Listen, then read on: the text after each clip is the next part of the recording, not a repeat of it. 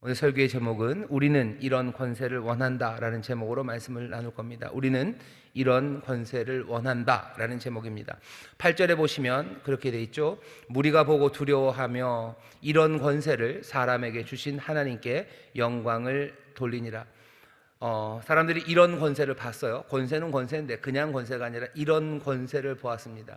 이런 권세를 누구에게? 사람에게 주셨어요. 여기 보면 인자라고 자기 자신을 부르시는 예수님께 하나님이 이런 권세를 주셨는데, 왜 이런 권세를 주셨냐고 사람들이 지금 타박하거나 원망하는 게 아닙니다. 하나님 앞에 영광을 돌립니다. 왜냐하면 이런 권세는, 모든 권세들 중에서 이런 권세는 뭐죠? 기뻐할 만하고 원할 만하고 사모할 만한 권세이기 때문입니다. 마태가 오늘 이 짧은 말씀을 통해서 우리에게 전하려고 하는 것은, 여기 모여있는 이 사람들뿐만 아니라 우리도 이런 권세를 원한다는 것, 우리도 이런 권세를 우리가 원하고 이런 권세가 우리 앞에 나타났을 때 하나님 앞에 감사하고 영광을 돌릴 만한 그런 권세가 여기 있다고 말하는 겁니다. 이 권세는 다른 이에게 주어지지 않아요. 지금 여기 예수 그리스도 인자라고 스스로를 부르시는 바로 그분에게 이런 권세가 하나님으로부터 임했고, 그리고 그것에 대해서 사람들은 기뻐하고 감사하고 하나님 앞에 영광을 올려드립니다. 왜 이런 권세라고 말하는지 여러분들은 아실 겁니다. 왜냐하면 권세라는 게 그렇게 감사할 만하고 그리고 하나님 앞에 영광 올려드릴 만한 것이 아닐 때가 참 많기 때문입니다. 권세라고 번역된 여기 헬라어는요, 그래서 엑스, 그래서 어디로부터예요. 어디로부터. 그 다음 말이 우시아입니다. 우시아가 붙여서 권세라는 뜻이 돼요. 사실은 권세라는 의미가 에크에도 없고요, 우시아에도 없습니다. 에크는 어디로부터예요. 우시아 그러면 여러분 뭐 존재 이런 겁니다. 헬라어의 비동사, 영어로 비동사가 있죠. 비동사처럼 있는 게 에임인데요. 그 에임의 변형으로 만들어진 뭐 명사형이 뭐 우시아라고 생각하시면 돼요. 그러니 권세라는 건 다른 게 아니라 그 존재로부터입니다. 그냥 being, 그죠? 거기에 있는 거로부터 흘러나오는 무언가, 그게 권세고 권위예요. 뭐 파림에서 나오는 게 아니죠. 예를 들면 뭐 경찰관이라는 그 존재에서 뭐죠? 권세가 나옵니다. 그러니 뭐 요즘은 그렇지 않지만 예전 같은 거면 지나가는 사람들 붙잡아 놓고 신분증 내놓으라 그러고, 아니면 뭐 그냥 뭐 잡아다 가기도 했어요. 왜? 그 사람이 파림이 세서가 아니에요. 그냥 경찰관이라는 그 우시아로부터 나오는 게 있는 거죠. 권세 그리고 권위라는 말 그 자체가 사람들에게 그렇게 늘 달가운 말은 아닙니다. 권세나 권위라는 말을 들었을 때 참 낭만적이다, 뭐 따뜻한 말이다, 그렇게 생각하는 사람 없죠. 우리는 조금 권세, 권위라는 게 좀 무너진 세상을 살고 있습니다만, 지금부터 한 30년 전, 40년 전만 해도 권세, 권위가 뭔지 우리는 좀 피부로 느꼈었습니다. 늦은 밤 막 문을 쾅쾅쾅쾅 두드릴 수 있는 사람들이에요. 늦은 밤 문을 두드릴 수 있는 사람들이고, 그냥 다짜고짜 별 설명도 없이, 아무 설명도 없이 우리의 아들들을 데리고 가는 사람들, 그 사람들이 권세, 권위가 있는 사람들이죠. 우리 주변에 그렇게 권세와 권위가 있는 게 아니라 훨씬 더 큰 스케일에서 권세가 있는 사람들이 있습니다. 이 사람들은 어느 정도의 권세냐면요, 자기들끼리 앉아서 회담이라는 이름으로 앉아요. 회담한다고 자기들끼리 앉아서 연필에 손에다가 펜 들고서 지도에다 선을 긋는 거죠. 그리고 나서는 남과 북을 나누어 버릴 수 있는 사람들이에요. 바로 옆마을이었던 사람들이 그냥 선 하나에 그냥 갑자기 다른 나라가 되고 왕래할 수 없게 만드는 거, 그게 권세입니다. 어마어마하죠. 무시무시합니다. 세상을 자기 마음대로 운영해요. 자기 뜻대로, 자기들 원하는 대로 운영하지만 사람들에게 정말로 책임 있게 그 이유에 대해서 설명하지 않을 수 있는 것, 그게 권세 그리고 권위라고 우리는 받아들여 왔어요. 그러니 권세라는 말을 사람들이 좋아할 리가 없습니다.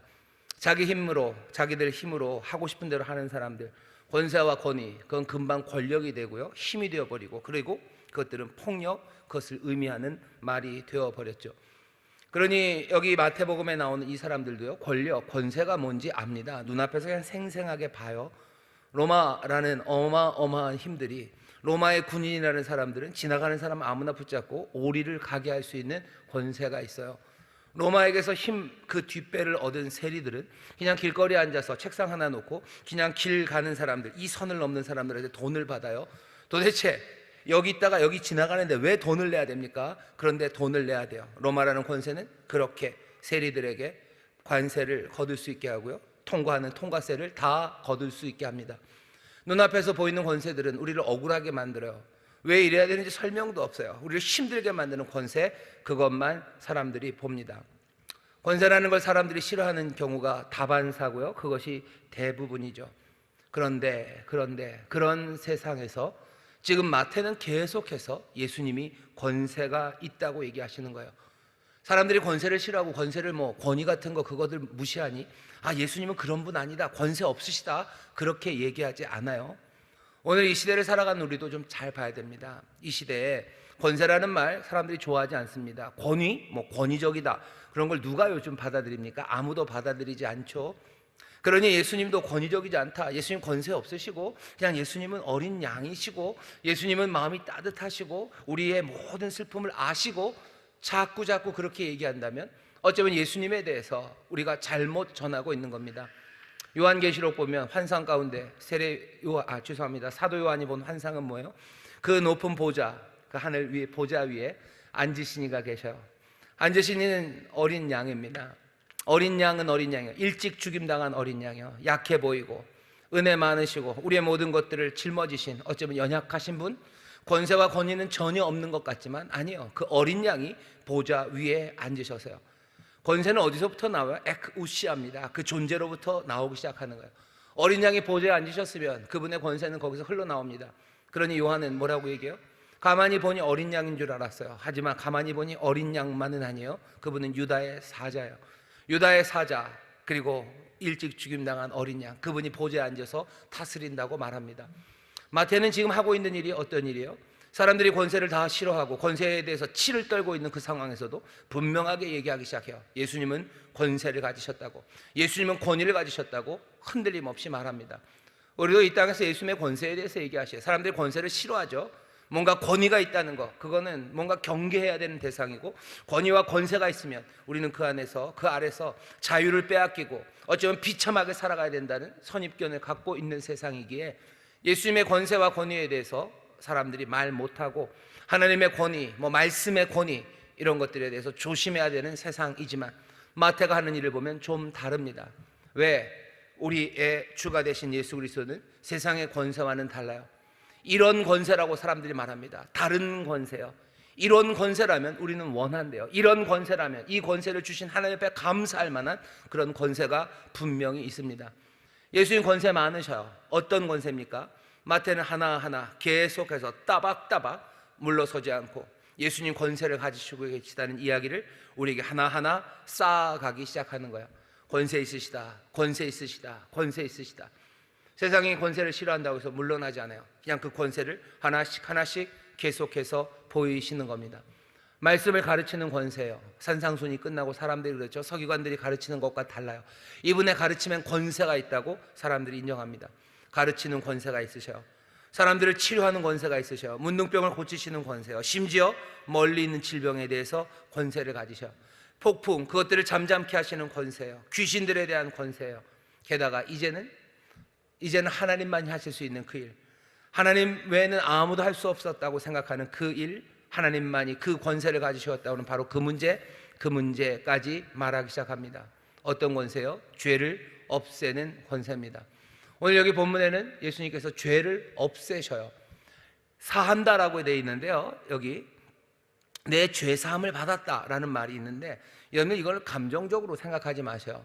우리는 누군가를 용서한다고 그럴 때 그 사람을 향한 내 감정을 제가 용서에 대해서 잘못 알고 있는 건지 모르겠지만, 내가 저 사람을 용서한다라고 할 때 그냥 너를 향한 미움, 너를 향한 분노의 마음, 내가 그것들을 사그려뜨렸다든지 아니면 적어도 너를 향해서 쏟아붓지 않겠다는, 어쩌면 내 감정에 대한 이야기가 쉬워요. 나는 너를 용서했다고, 너는 사함을 받았다고.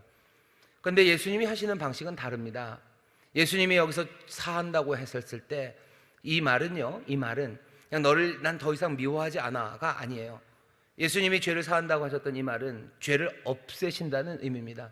죄를 어떻게 해요? 그냥 보내버린다는 거예요. 죄를 집어 던져버리시겠다는 의미입니다. 예수님 여기서 어떤 권세, 죄를 없애는 권세를 우리에게 보여주셔요. 한 사람, 여기 중풍병자라고 표현되어 있는 이 사람, 사지가 마비된 사람일 겁니다. 움직이지 못하는 사람이요. 사람을 꼼짝달싹 못하게 하는 무언가, 그 모든 것들을 다 풀어내시는 그런 권세입니다. 사람을 꼼짝 못하게 묶고 있는 것들을 풀어내는 것, 그건 힘이에요. 그건 권세죠. 어쩌면 묶는 게 권세이기도 하지만 풀어내는 것도 권세입니다. 오늘 예수님이 여기에서 마태는 분명히 보여줘요. 죄를 없애는 권세, 한 사람의 인생을, 삶을 옴짝달짝 못하게 묶어놓는 그것들을 풀어내는 그 권세와 권위를 누가? 예수님이 가지셨다고 우리에게 말씀해 주시는 겁니다. 이 권세는 로마가 보여준 권세와 달라요. 지금 이 유대 땅에 있었던 어쩌면 말도 안 되는 지도자라는 사람들이 보였던 그런 권세와는 전혀 다른 권세입니다. 늦은 밤 다짜고짜로 와서 문을 두드리고 부숴가는, 그렇게 폭력을 행사하는 권세 아니에요. 예수님이 여기서 어마어마한 권세를 행하시고 있는 것을 보여주지만 여기에는 어떤 폭력의 이야기도 없습니다. 그런데도 예수님은 권세로 보여지기 시작해요. 폭력과 상관없이 여기서 나타나는 이 권세는 기이한 힘이에요. 로마의 무력이 아닙니다. 이 힘은 알 수 없는 기이한 힘, 하지만 그 힘은 자유를, 그리고 사랑이 가득한 그런 권세예요. 여기 온 중풍병자를 보시고 그 사람의 죄를 다 집어 던지시고 그 사람을 일으켜 집으로 보내시는 그런 권세입니다. 잡아 가두는 권세 아니고, 빼앗는 권세 아니고, 도대체 이 힘이 뭐가 어디에 있는지 보이지는 않아요. 로마의 권세는 그 뒤에 있는 가이사랴에 있는 어쩌면 그 본부일 겁니다. 총독이 있는 곳에 주둔하고 있는 로마의 레지온들, 그 군단들, 그것이 뒷배였을 거예요. 하지만 예수님은 도대체 뒷배에 누가 있는지 보이지 않습니다. 하지만 그 힘은 보이지 않지만 여기 역사하는 권세는 분명해요. 죄가 던져지고 그리고 묶여있는 한 사람이 일어나기 시작합니다. 사람들은 생각할 수밖에 없어요. 그런 권력이 있다면, 그렇게 폭력적이지 않고 그렇게 기이한 힘으로 자유와 사랑으로 사람들을 살려내는 그 힘, 권세, 그 권위가 있다면 그것이 무엇인지 보고 싶을 겁니다. 복음서는, 특별히 마태는 지금 8장, 9장에 계속해서요 그 권세를 자꾸 보여주는 거예요. 예수님이 이런 권세를 가지셨다. 예수님은 이런 권세를 가지셨다. 예수님이 이런 권세를 가지셨다. 계속해서 우리에게 이 말씀을 전합니다. 우리의 마음은, 그리고 우리는 여기 있는 사람들처럼 점점 저 하나님께 영광을 올려드리고 싶은 하나님의 그 권세가 이제는 누구에게? 바로 이분에게 주어졌다는 것을 알게 하는 이 말씀 안에서 우리도 고개를 끄덕이기 시작하는 겁니다. 하나님의 권세가 여기 예수 그리스도에게 있고, 이런 권세라면 우리는 얼마든지 그 권세를 맛보기를 원하고 그 권세, 그 힘, 그 능력 아래 있기를 원하게 될 겁니다. 이런 권세는 분명한 효력을 발휘해요. 어떤 식이냐? 하나는 부작용처럼 발휘합니다. 이렇게 아름다운 권세가 있으면 어쩔 수 없어요. 여기 못난 권세들, 그리고 우리가 미워해야 될 수밖에 없는 그런 권세들, 그 권세들이 이런 권세를 향해서 질투할 수밖에 없죠. 당시에 나름대로 권세를 행한다는 사람들이 있었습니다. 이 사람들 불쾌하는 거죠. 이 권세가 이러면 안 돼요. 그러시면 안 되는 거죠. 너무 맛있는 맛집이 옆에 오면 안 돼요. 여태까지 우리가 그냥 대충 하고 살았는데, 이걸로도 됐는데, 여기 제대로 된 뭔가가 오면 어떻게 질투하기 시작하는 겁니다. 불쾌하기 시작하는 거죠. 하지만 그런 사람들만 있는 건 아닙니다. 여기 하나님 앞에 영광을 올려드리는 사람들, 정말로 그 권세 아래, 힘 아래서 어쩔 줄 몰랐던 사람들은 이제 다가오시는, 이제 우리 가운데 서시는, 점점 더 분명하게 보이는 이런 권세, 그 권세를 기뻐하고 즐거워하고 원합니다. 오늘 설교의 제목입니다. 우리도 이런 권세를 원합니다. 이런 권세를 우리는 사랑합니다. 이런 권세 우리는 얼마든지 영접하며 그 밑에 순종으로 무릎 꿇을 수 있습니다.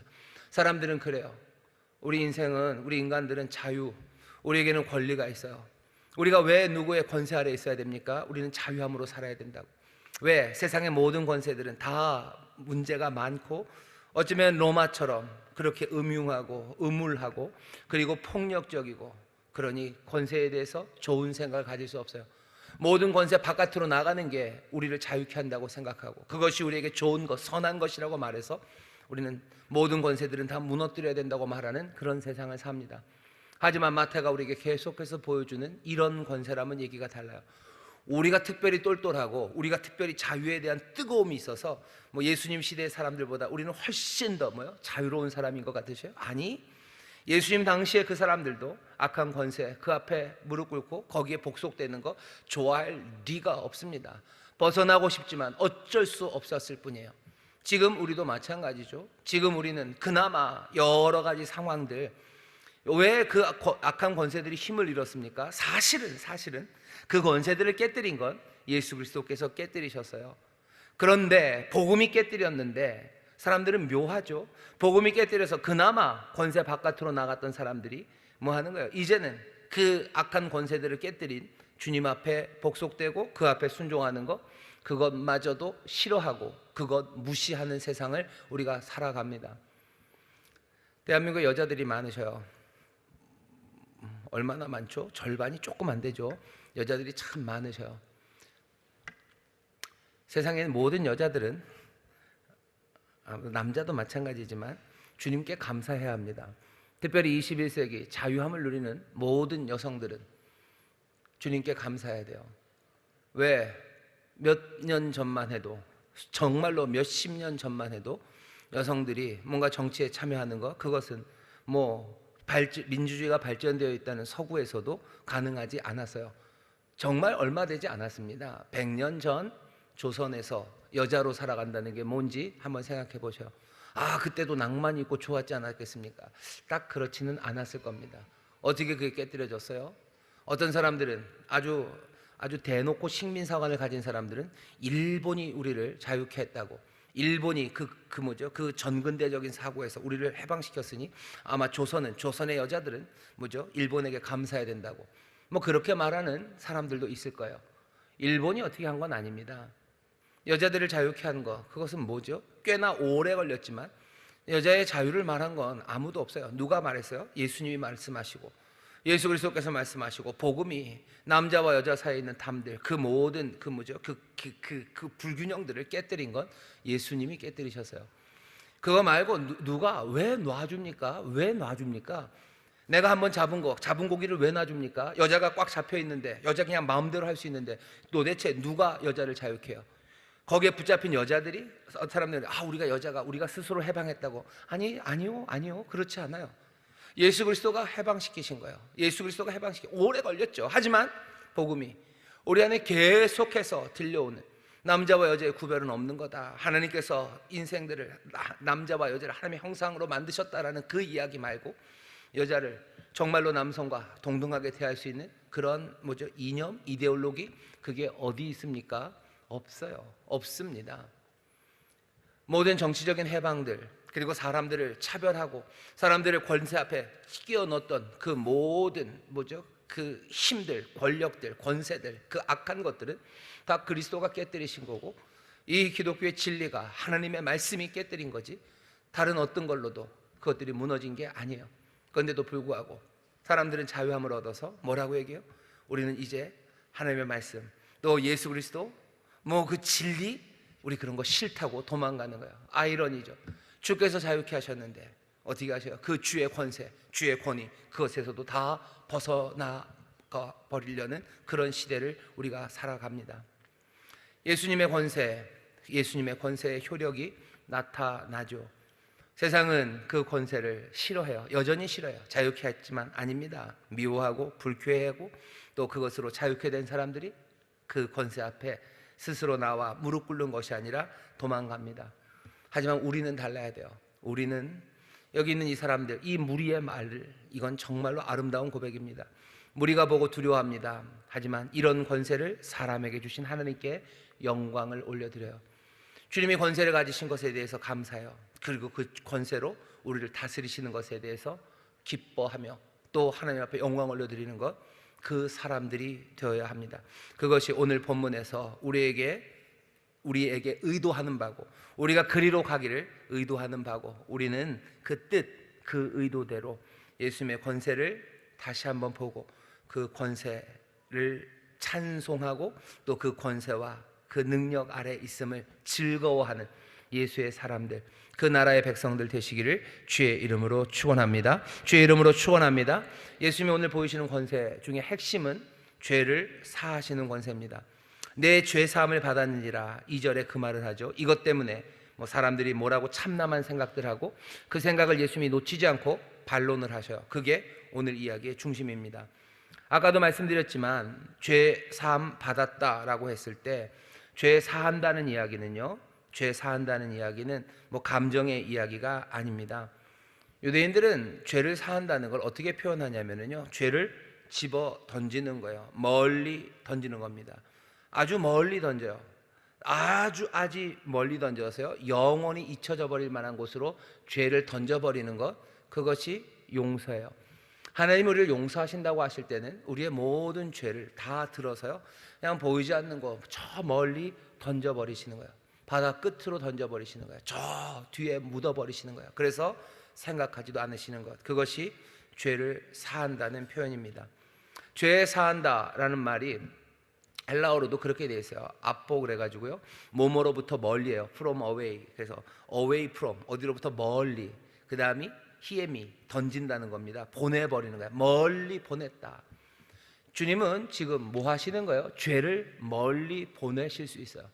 죄가 그리 만만합니까? 만만하지 않습니다. 하지만 주는 권세가 많으셔서요, 죄를 보내버리실 수가 있어요. 죄를 던져버리실 수가 있어요. 다시 한번, 예수님이 우리를 용서하신다는 건 우리를 향한 분노의 마음에, 분노의 불을 사그라뜨리신다는 얘기가 아니에요. 예수님 내 마음, 예수님이 자기 마음을 좀 다스려서 그래 괜찮다, 내가 널 보면 막 열받치고 막 그랬지만 내가 너를 용서해, 더 이상 너한테 나쁜 말도 안 하고, 그래 내가 뭐 어떻게 복수하지 않을게가 용서가 아니라, 지금 여기 예수님은 마음을 다스리는 분으로 계시지 않아요. 뭘로 계셔? 권세 있는 분이에요. 어떤 권세? 죄를 집어 던지는 권세입니다. 누가 죄를 집어 던질 수 있습니까? 하나님이 집어 던지는 거예요. 인생들은, 우리들은 죄에 묶이는 사람들이에요. 죄의 힘, 그 아래서 꼼짝 못하고 살았어요. 죄는 힘이 셌어요. 죄는 우리를 묶을 만큼 권세가 있었어요. 걔네들도 마찬가지입니다. 엑스우시아입니다. 죄라는 그 존재 자체로부터 흘러나오는 힘이에요. 거기에서 나오는 사망의 권세예요. 쏘는 것이에요. 그게 있는 그 죄를 이제 주님께서는 집어 던집니다. 그러니 여기에 있는 서기관들이 참남한 생각을, 참남하다, 누가 죄를 집어던지냐, 누가 죄를 집어던지냐, 하나님이 집어던질 수 있는 거예요. 속죄라는 건 그렇게밖에 안 돼요.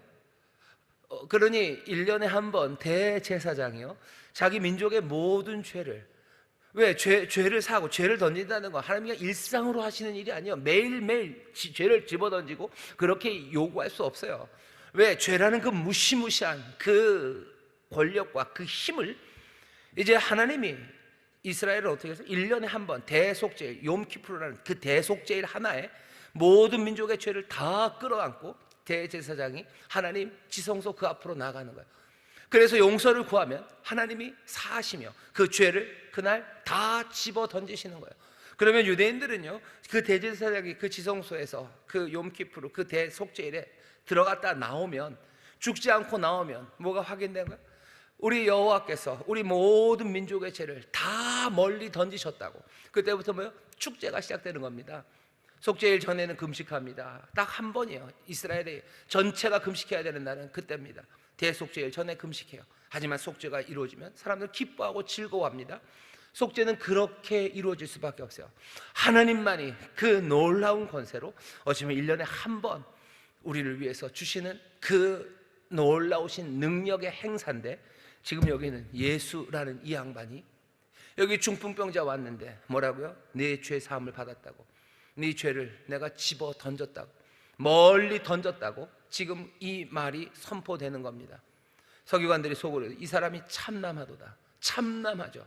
어떻게 하나님만이 하실 수 있는 그 일을 자기가 지금 하겠다고 얘기하는지 말도 안 된다고 생각하는 겁니다.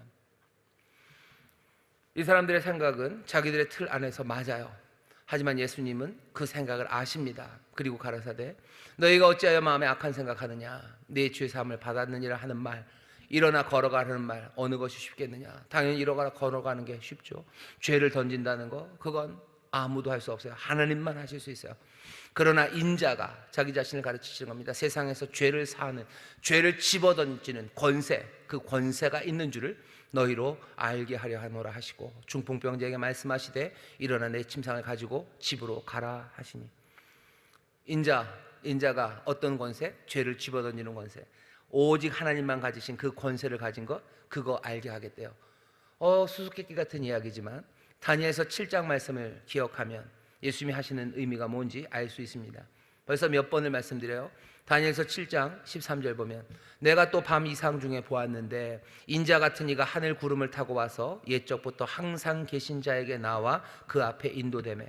옛적부터 항상 계신 분입니다. 영원하신 분. 영원하신 분은 딱 한 분이에요. 하나님, 그분 앞에 나와 인도되매. 14절입니다. 그에게 권세와 영광과 나라를 주고 모든 백성과 나라들과 각 방언하는 자로 그를 섬기게 하였으니 그 권세는 영원한 권세라 옮기지 아니할 것이요 그 나라는 패하지 아니할 것이니라. 영원부터 계셨던 그분이 여기 인자 같은 이에게 나라와 권세와 영광을 다 주셔서요, 그 나라는 영원할 겁니다. 여기 인자, 예수 그리스도는 자기가 그 인자, 하나님이 하실 수 있는 모든 권세와 그 영광과 나라를 인자에게 주셨는데 이제 그 인자가 그 영광과 권세를 받았다는 걸, 이제는 내가 그 권세를 가졌다는 걸 너에게 보이겠다는 거야. 하나님이 죄를 던지셨다면 이제 내가 죄를 던진다. 그 능력이, 그 권세가 나에게 있다는 것을 너희로 알게 하려고 이 말을 내가 한다라고 하며, 서기관들이 어쩌면 오해하고 있는 것, 잘못 알고 있는 것, 예수님이 지금 참남하지 않아요. 지금 여기서 벌어지고 있는 일은 그 위대한 날, 하나님이 약속하셨던 인자에게 나라와 권세와 영광을 주셔서 세상을 새롭게 하시겠다는 하나님의 놀라운 역사가 이루어진 영광의 날, 그 위대한 날이 왔다는 것을 이 사람들이 알아야 됐는데 서기관들은 그것을 모르니 참남하다고 말할 수밖에 없는 겁니다. 우리는 다시 한번 봐야 돼요. 인자 같으시니 예수 그리스도에게 영원부터 계셨던 그분이 모든 나라와 권세와 영광을 우리 주 예수 그리스도께 주셨다는 사실, 그 권세가 주께 있다는 사실을 우리는 다시 한번 확인해야 됩니다. 들어본 적이 없다고요? 그럼 오늘 들으셔요. 오늘 들으셔요. 그 위대한 날이 이 역사 가운데 이루어졌음을 여러분들 들으셔요. 예수 그리스도가 모든 권세와 영광, 그 나라를 가지셨어요. 흔들리지 않는 나라, 그 나라 영원하다고 우리가 노래하는 바로 그 나라, 그 나라 임하옵소서라고 날마다 기도했던 그 나라, 그 나라가 예수 그리스도, 우리 사랑하는 주님이 2000년 전 이 갈릴리를 걸으실 때부터 우리 가운데 임하신 거예요. 십자가 거기에 달리시고 죽으시고 부활하신 그때부터 하나님의 나라가, 그 능력과 권세가 우리와 함께 하십니다. 너무 오래된 것 아닙니까? 너무 오래된 이야기 아닙니까? 아니요. 어쩌면 하나님에겐 1000년이 하루 같고 하루가 1000년 같은 시간이에요. 너무 하나님이 게으르신 것 아닙니까? 후다닥 끝내셔야 되는데 하나님이 게으르신 거 아닙니다. 게으르다는 어쩌면 부덕, 그 덕 없음을 가져다 댈 게 아니에요. 하나님이 오래 참으신 인내, 오히려 덕인 것이죠. 하나님의 은혜고 하나님이 좋으신 분이시기에 이렇게 온 거지, 게으른 나쁜 분이라 이렇게 된 건 아닙니다. 하나님의 나라가, 그 영광과 권세가 여전히 예수 그리스도 인자 같으신 바로 그 인자에게 있음을 여러분들 분명히 보시고, 그 권세의 아름다우심과 그 권세의 은혜로우심을 여러분들 기쁨으로 영접하시기를 주의 이름으로 축원합니다. 주의 이름으로 축원합니다. 우리는 그 권세를 봐야 돼요. 또 하나 봐야 되는 권세는 오늘 여기 이 사람을 고치는 권세입니다. 예수님이 이 사람에게 죄에 대해서 얘기를 하셔요. 죄에 대해서 얘기를 합니다. 그냥 고쳐주시지 왜 죄 얘기를 하실까? 오늘 오전에 낮 예배 때도 말씀을 전했는데 우리의 모든 질병이 1대1로 죄랑 연관되는 건 아니에요. 하지만 그렇다고 해서 모든 질병이 죄와 전혀 상관없다, 그것도 아닙니다. 우리는 제 생각인데요, 뭔가가 좀 세상이 좀 단순했으면 좋겠다고 생각해요. 그래서 수학에서 말하는 필요 조건, 충분 조건, 아니면 필요 충분 조건, 뭐라도 그렇게 딱딱 아구가 맞았으면 좋겠다고 생각하는데 세상에 그렇게 아구가 딱딱 맞아가지 않습니다. 필요 조건이라는 게 성립되는 게 그렇게 많지도 않아요. 충분 조건이 성립되는 관계라는 게 그렇게 많지도 않아요. 당연히 그러니 필요 충분 조건이 성립되는 그런 관계라는 게 별로 많지 않아요. 죄와 그리고 질병이라는 건 어쩌면 무슨 관계로 묶지 어려울 만큼 훨씬 더 퍼지하죠. 그냥 막 섞여 있어요. 하지만 그렇다고 해서 전혀 상관없는 건 아니에요. 그러면 이 사람은 뭡니까? 적어도 예수님, 여기 권세를 가지시니 이 형형한 눈동자로 우리의 중심까지 살피시는 이분은 적어도 이 사람, 이 중풍병자에게선 죄가 문제가 됨을 분명히 아셨던 것 같아요. 이 중풍병이 생기고 사지가 마비된 건 이 사람은 죄 때문이에요. 죄에서 벗어나야 돼요. 그래야 이 사람은 다시 일어설 겁니다. 예수님의 판단이시고, 예, 당연히 그러니 옳은 판단이에요. 우리는 그렇게 생각해요. 아이고, 이런 말도 안 되는 소리. 어떻게 죄 때문에 중풍병 걸릴까? 예수님 웃긴다. 굉장히 뭐죠? 굉장히 원시적이군. 여러분들, 여기 예수님이 2000년 전에 이 말씀하셨다고 해서 예수님이 굉장히 원시적이고 아무것도 모른다고 생각하셔요? 천만에. 그러면 21세기 우리가 지금 듣는 이야기들은 뭡니까? 신경성 위험, 뭐 이런 얘기 많이 들으셨죠? 아니, 신경 많이 쓴다고 무슨 위험이 걸립니까? 신경 쓴다고 위험 걸린다는 이야기를 들으면 여러분들 원시적이라고 얘기하셔요? 아니죠. 그냥 딱 보자마자 아, 이 사람 신경성 위험이네 라고 알아맞히면 그 사람은 어마어마한 명이죠. 그냥 보자마자 아, 너 스트레스성 안면 경직이야. 얼굴 똑바로 하고 왔어도 안면 경직됐네, 스트레스 많이 받아서. 그러면 뭐예요? 이 사람은 명이지. 이 사람이 원시적인 사람 아닙니다. 죄가 질병을 가져간다는 것, 죄가 우리에게 가져다주는 얼마나 엄청난 스트레스가 많습니까? 불안들, 염려들, 두려움과 공포들, 온갖 끓어오르는 욕망들, 욕심들, 죄가 우리의 삶을 그냥 파도처럼 헝클어뜨려 놓는 거예요. 그것 때문에 아파지는 사람들이 얼마나 많은데요. 그거 한 번에 알아본 사람은 21세기에도 명이지 아무것도 모르는 돌팔이 아닙니다. 예수님이 이 사람, 이 중풍병자, 사지가 움직일 수 없는 이 사람을 보며 죄가 문제다라고 말한 게 그게 원시적인 진단? 절대로 아닙니다. 심지어 그 진단대로 죄를 멀리 던지시고 그 다음에 일어나 걸어가라 하시니 이 사람, 꼼짝 못했던 이 사람이 자기 자리를 들고 걸어갑니다. 우리가 보는 건 위대한 의사의, 정말로 우리의 치료자 되신, 문제가 뭔지 정확하게 아시고 어떻게 진단하고 고쳐야 되는지 정확하게 아시는 그분을 우리가 보는 거지, 말도 안 되는 원시적인 이야기를 우리가 지금 읽고 있는 건 아닙니다. 사람들은 청진기 대고 뭐 내시경하고 뭐 CT 찍고 MRI 하고 뭐 혈액 검사하고 뭐 그래야지 결과가 나와요. 요즘은 의사하기가 뭐 죄송합니다만 좀 쉽습니다. 옛날에는 이거보다 훨씬 어려웠어요. 왜? 청진기 들고서 다 알아야 돼요. 맥 짚고 뭐 청진기 보고 얼굴 보고 뭐가 있는지 알아야 돼요. 안에 뭐가 어떻게 되는지 한 개도 안 들여다보고 뭐 하는 거예요? 뭐 암이 있다는 거, 그거 다 알아내는 겁니다. 옛날에 의사가 훨씬 더 뭐라 해야 되지? 어렵죠. 어렵고 또 진단하는 것이 만만치 않았을 텐데 뭐 요새는 죄송합니다. 의사 선생님들 계시면 뭐 진단의학 하시는 분들 영상으로 진단하죠. CT가 뭐 다 보면 다 보여요. 그죠? 거기 이상한 거 보이고 이게 뭔지 알기만 하면 아, 암이군 뭐군 뭐 여기 뭐가 문제군. 죄송합니다. 제가 그쪽의 전문가가 아닌데 건방지게 죄송하지만 좋은 의사, 지금 예수님이 여기서 하시는 일이 원시적인 일은 절대 아닙니다. 예수님은 여기 치료자로 서 계셔요. 세상엔 누구보다도 잘하시고 권세 많으신 능력의 치료자로 지금 여기 서 계신 겁니다. 예수님은 죄 사하셔요. 왜? 적어도 이 사람에게선 죄가 문제가 됨을 아시기 때문이에요. 예수님이 여기서 또 뭘 보십니까? 믿음을 보셨다고 하셨어요. 여기 있는 이 믿음도 우리가 이제까지 얘기했던 바로 그 믿음입니다. 예수님의 권세에 대한 믿음이에요. 어떤 권세? 예수님이 해결하실 수 있는 권세가 있으시다고, 예수님은 치료할 수 있는 힘과 권세가 있으시다는 것, 그것을 믿는 믿음입니다. 우리가 주님 앞에 나올 때 믿음이 있어야 되는데 그냥 예수님은 하나님의 아들이시라는 믿음, 분명히 거기에서 파생되고 거기에서 뭐 연역될 수 있는 결과가 나오겠지만 믿음은 좀 더 구체적이 돼야 됩니다. 예수님이 보시는 믿음, 우리는 이 믿음이 있는지, 예수님은 문제를 해결하실 거라는 확신이에요. 믿음이에요. 예수님은 고치실 거라는 믿음입니다. 예수님은 그 믿음을 보십니다. 그리고 그 믿음에 응답하십니다. 권세, 예수님의 권세를 여러분들은 믿으십니까? 예수님의 권세를 믿는 그 믿음을 예수님이 보셔요. 그리고 그 문제를 해결하시는 거죠. 죄를 던져야 되면 예수님이 거기에 대해서 꺼리낌이 없으셔요. 왜? 인자, 모든 나라와 권세, 영광을 하나님으로부터 받으신 분이요, 못하실 일 하나도 없습니다. 우리의 필요한 모든 것에 거침없이 하실 분이에요. 거침없이 하실 능력이 있을 뿐만 아니라 나중에 확인하겠지만 십자가 그곳에서 우리를 향한 은혜와 우리를 향한 사랑, 우리는 확인해서 사랑 많으시고 권세 많으시니까 우리를 위해서 못하실 일 없습니다. 우리는 그 주의 권세를, 그 은혜를 우리는 믿는지, 우리가 그 믿음 가지면 주께서는 그 믿음을 보시고 우리 가운데 역사하십니다. 우리는 이런 권세를 지금 보고 있어요. 우린 이런 권세를 믿습니까? 우린 이런 권세를 믿습니까? 이 권세에 대해서 우리는 조금씩 더 알아가기 시작해요.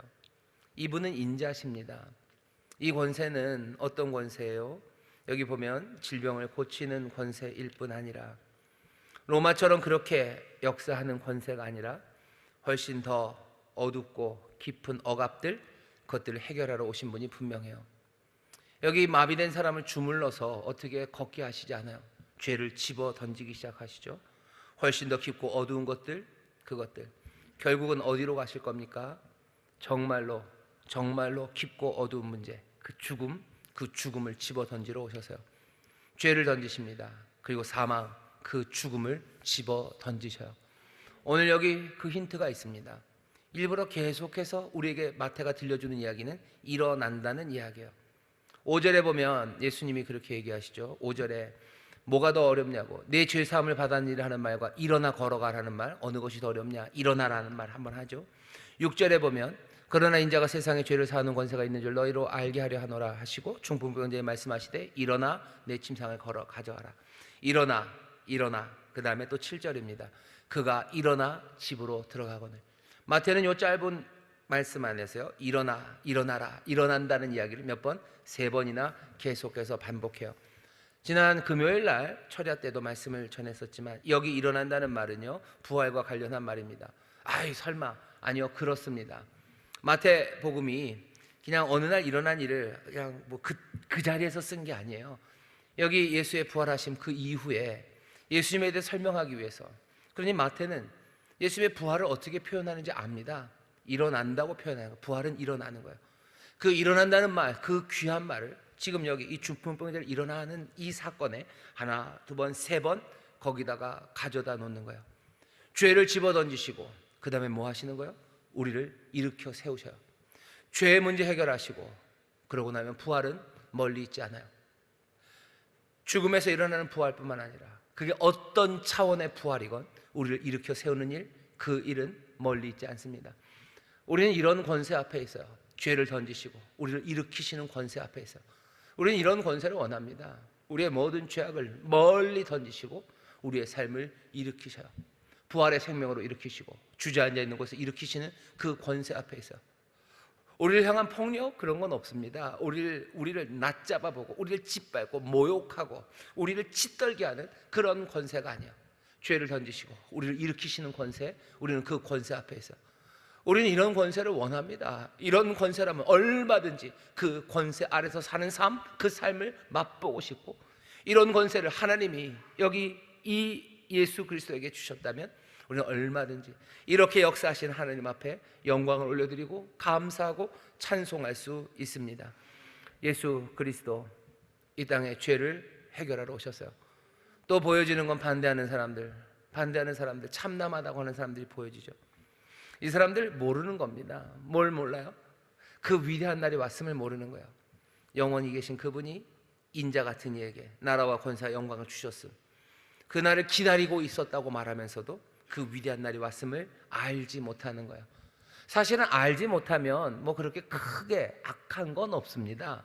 몰랐는데 어떻게 할 거예요? 하지만 이 사람들이 악한 건 몰랐을 뿐만 아니라 그날이 왔는데도 뭐 하는 거예요? 저항하는 거예요. 왜 저항해요? 자기들의 권세를 빼앗길까 봐. 자기들의 불쾌함. 그때부터는 이건 악한 사람들이 되는 겁니다. 몰랐으면 모른 거죠. 몰랐으면 몰랐다고 그러면 돼요. 하지만 임한 나라, 그리고 위대한 날이 왔는데도 끝까지 우기고 억지를 부리면서 저항하고 빛이 임했는데도 자기들의 어둠, 그 어줍지 않고 알량한 그 권세, 그것들 붙잡고 빛을 거부하는 사람들, 그 사람들은 악한 사람들입니다. 우리는 이 권세 앞에서 이 권세를 원하는 사람이 되기를 바라요. 위대한 날이 왔음을 몰랐다면 이제 들으시면 됩니다. 우리 앞에 서신 예수 그리스도, 그분은 하나님으로부터 모든 권세를 가지시니 우리의 모든 죄를 집어던지고 우리를 부활로 일으키시는 분, 영원한 생명으로 일으키실 뿐만 아니라 우리의 삶의 어떤 상황에서건 우리를 일으켜 세우시는 놀라운 권세의 주님 앞에 우리가 서 있어요. 미워하지 마셔, 거부하지 마십시오. 이렇게 귀한 주님을 주신 하나님께 감사하고 그 권세를 영접하시면 됩니다. 우리의 죄를 집어던지실 때 감사하시고, 내 죄를 사하시고 내 죄를 집어던지셨으니 내가 이제 그 죄와 사망에 얽매여 살아서 꼼짝 못했던 내 삶 주님이 일으키시니 이제는 내가 자유함으로 걸어가기 시작하면 돼요. 내 침상을 들고 집으로 가면 됩니다. 가야 할 그 길을 걸어가면 돼요. 하나님의 집으로, 아버지의 품으로, 그 생명의 길로 내가 걸어가기 시작하면 되는 겁니다. 권세, 우리는 이 권세를 원합니다. 그 권세 안에서 새 삶을 살아갑니다. 자유함으로 하나님 앞으로 걸어가셔. 자유함으로 아버지의 집으로 걸어가셔. 갈 곳 알고 우린 이제 갈 길 압니다. 아니 모른다면 성령님이 우리를 도와주실 거예요. 우린 이 권세, 이 능력, 이 빈틈없이 우리를 살리시려는 그 귀하신 지혜와 그 능력 안에 우리는 사로잡힌 사람들입니다. 다시 한번 감사하고 감격하며 오늘 이 밤 주 안에서 일어나시고 우리의 침상을 들고 내 집으로, 내가 가야 할 그 길로 자유함으로 걸어가기 시작하는 여러분들, 이 권세를 기뻐하며 찬송하며 걸어가는 저와 여러분 되시기를 주의 이름으로 축원합니다. 기도하겠습니다. 하나님 감사합니다.